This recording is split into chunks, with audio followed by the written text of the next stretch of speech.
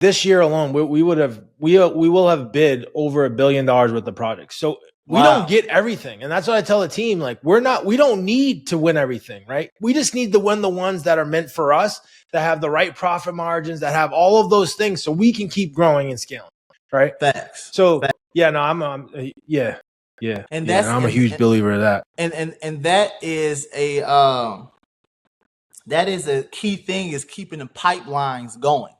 The pipelines of opportunity, that's how you always keep the deals going. So we do a mixture of marketing, a mixture of bidding, a mixture of going to events and with small business events and stuff like that, a mixture of getting ourselves in these certain contracting vehicles to set ourselves for opportunities, getting involved with FEMA disaster recovery team for international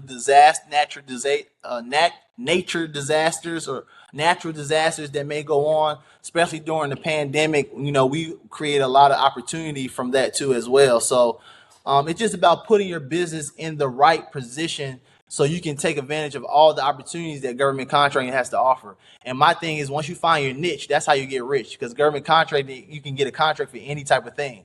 It's like, what is your niche? What is your competencies? What do you understand? What can you provide? What can you offer? And once you understand that, you just pretty much focus on the customer that supports it.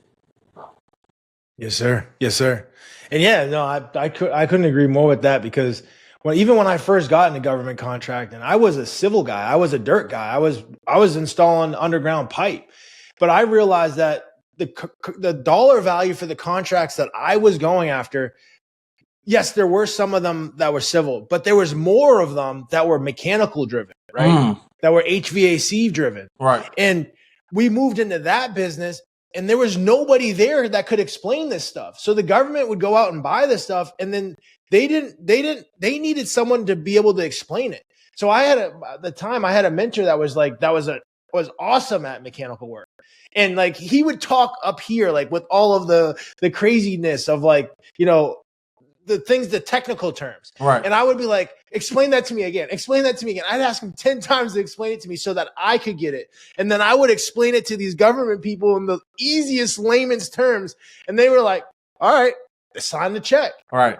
And it was crazy. Yeah, it's totally. And that was our niche for 10 years. That's all we did was like mechanical work.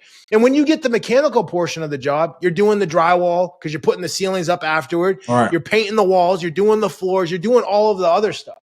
But the mechanical was the niche that we utilized to get our foot in the government space. And now we do all of it because we just understand the process so much that we do it all, and we do it all across the United States.